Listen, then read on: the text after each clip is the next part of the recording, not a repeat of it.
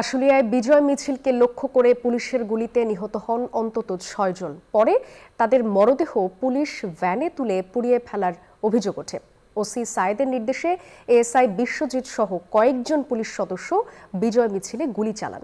আসামি থেকে রাজসাক্ষী হয়ে ট্রাইব্যুনালে এসব তথ্য জানালেন গ্রেপ্তার হওয়া পুলিশের সাবেক এসআই শেখ আফজালুল হক।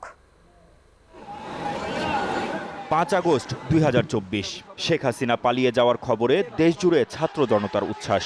বিকেলে বিজয় মিছিল হয় আশুলিয়াতেও। মিছিলটি থানার সামনে পৌঁছালে কয়েক মুহূর্তের মধ্যেই শুরু হয় গুলিবর্ষণ। পুলিশের গুলিতে ঘটনাস্থলে প্রাণ হারান ৫ জন, একজন তখনও ছিলেন জীবিত। ঘটনার পর মরদেহ পুলিশ ভ্যানে তোলে বাহিনীর সদস্যরা। পরে সেই মরদেহে পেট্রোল ঢেলে আগুন ধরিয়ে দেওয়া হয়। এমনই চাঞ্চল্যকর তথ্য দিয়েছেন পুলিশের সাবেক এসআই শেখ আফজালুল হক, যিনি এখন রাজসাক্ষী। ওসি সাহেব ওনার নির্দেশে বিশ্বজিৎ, এএসআই এবং অন্য কয়েকজন যারা অন্য ইউনিট থেকে আসছে তারা গুলি করেছে এবং তাদের মধ্যে যে পরামর্শটা উনি দেখেছেন, পরামর্শ দেখে উনি মনে করেছেন যে ভিন্ন কোনো পরামর্শ হচ্ছে এবং তার উপস্থিতি দেখে তাদের আলোচনা বন্ধ হয়ে যায়। পরামর্শ করেছে এবং আগুন দিয়েছে, এটা পরবর্তীতে শোনা গেল। এটা পরের 15 আগস্ট 1950। বুধবার ট্রাইব্যুনালে দেওয়া জবানবন্দিতে আফজালুল হক জানান, ওই দিন বিকেল 5টার দিকে ওসি সায়েদের নির্দেশে এএসআই বিশ্বজিৎ সহ কয়েকজন পুলিশ সদস্য বিজয় মিছিলে গুলি চালান।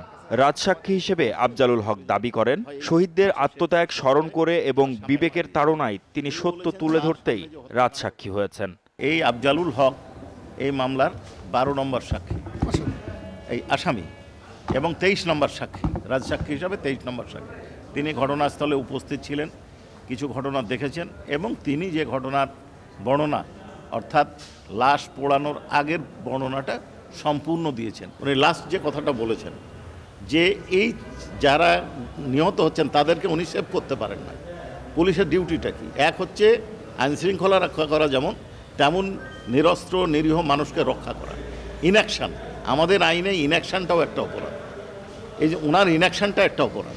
আশুলিয়ায় লাশ পোড়ানোর এ মামলায় আসামি করা হয় সাবেক এমপি সাইফুল ইসলাম সহ 16 জনকে, যাদের মধ্যে গ্রেফতার আছেন 8 জন আর এখন পর্যন্ত সাক্ষ্য দিয়েছেন 23 জন। এদিকে চানখারপুলে 6 আন্দোলনকারীকে গুলি করে হত্যার মামলায় ট্রাইব্যুনাল 1-এ এবারের সাক্ষ্য ছিল মামলার 26তম সাক্ষীর। মাহমুদ হাসান, নিউজ 24, ঢাকা।